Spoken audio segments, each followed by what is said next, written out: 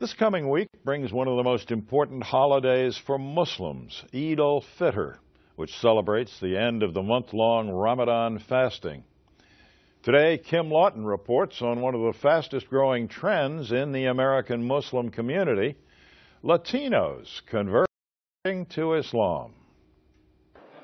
At the Islamic Center of Greater Miami, WILFREDO AMR RUIZ and his fellow Muslims are breaking their daily Ramadan fast with water, dates, mangoes, and other fruit. Ruiz was born in Puerto Rico and raised a Catholic, but he says in 2002, after the birth of his twins, he began searching for a new spiritual path. The following year, he converted to Islam. What attracted me the most was the simplicity of its theology. Islam is very simple. God is the creator, that's it. Today, Ruiz is an attorney with the Council on American-Islamic Relations in Miami, and he's part of one of the fastest-growing segments of Islam in the U.S., Latino Muslims.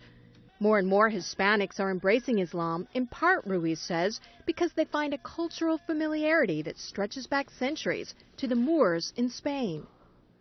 Latinos soon reconnect with a hidden past. They say, Islam is not really that foreign to us. Islam is us, is part of us.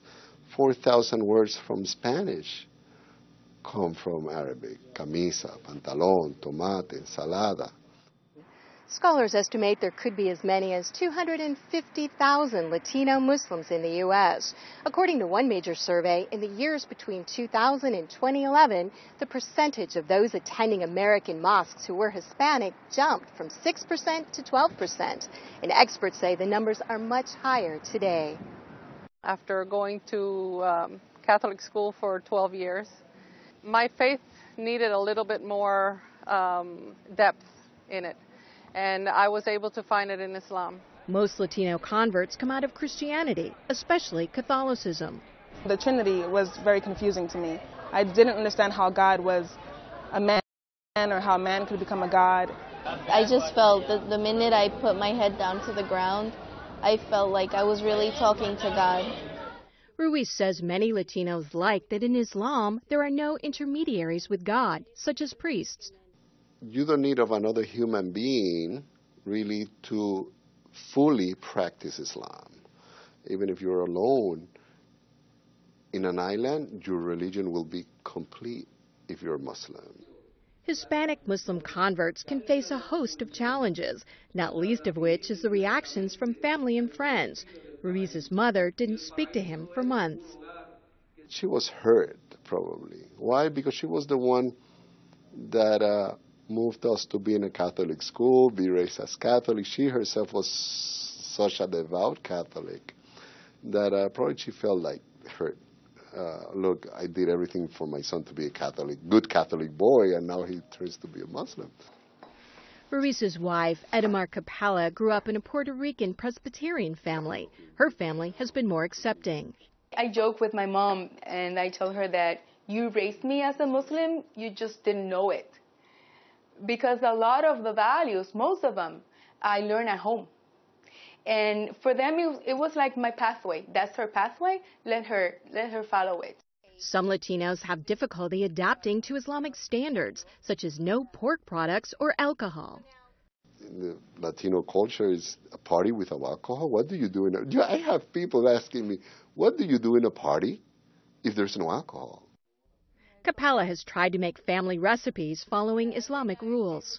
A lot of our recipes I had to work around and find a way of keep the taste, keep the flavors, but still I wanted them to taste Puerto Rican food, like Caribbean food, but without the pork. And it was a challenge, and I think I was pretty successful. A more serious challenge for Latino converts can be countering misperceptions about Muslims. I believe the challenge of adding another element of discrimination, like if we don't have enough, right? Ruiz says it can be a struggle trying to differentiate themselves from images of Islamic extremists often portrayed in the media. You become Muslim and you're a radical, you don't like our government, or you're anti-American, because Muslims believe that means that you're necessarily anti-American. It is hard. It is hard for us and present a big challenge,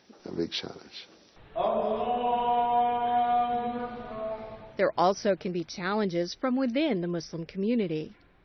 Even though most of the Muslims do see the Latinos very welcoming, when it comes to Latinos now taking leadership position in those communities, they are facing more challenges, right? Because they say, how can you be a leader or be an imam? Your mother tongue is not Arabic.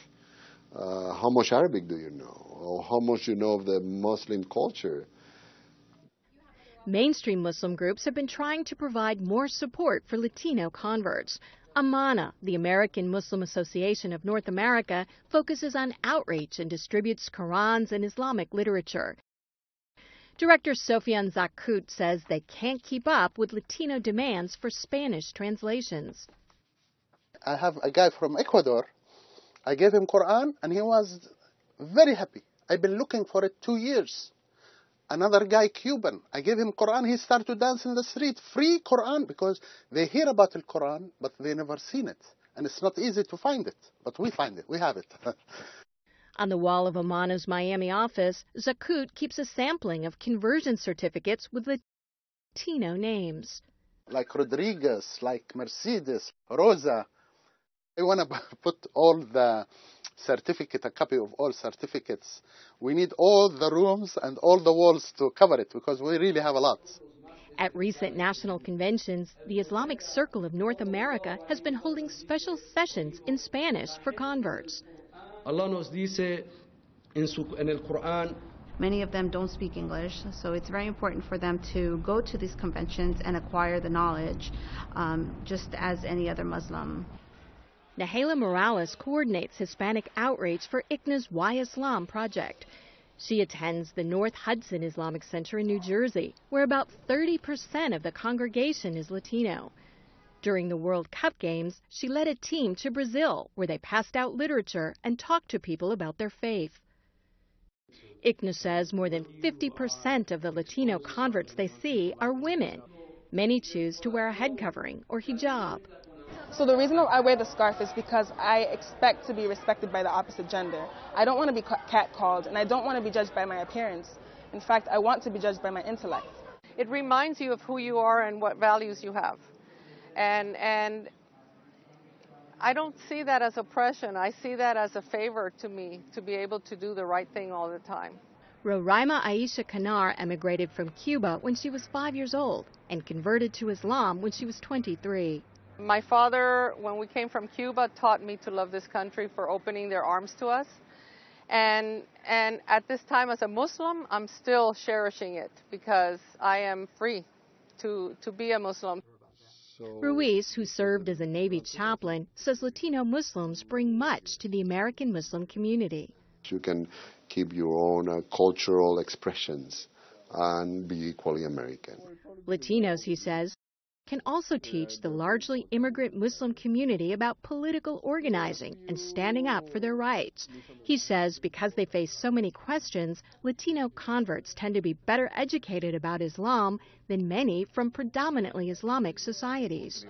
I need to learn, not to a level to satisfy only my curiosity, but my family's curiosity as well, right?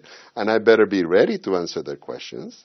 Because otherwise I might not look good saying, hey, have you embraced a religion and you don't know this about your religion? At the end of the day, Ruiz believes any challenges Latino Muslims face diminish with the joy, he says, they find in Islam. Islam, what brings to most of the people is peace. People feel at peace first with themselves, of who they are and the way they have chosen, and at peace knowing what is the purpose of life. And that's something they want to spread throughout the Hispanic world. I'm Kim LAWTON in Miami.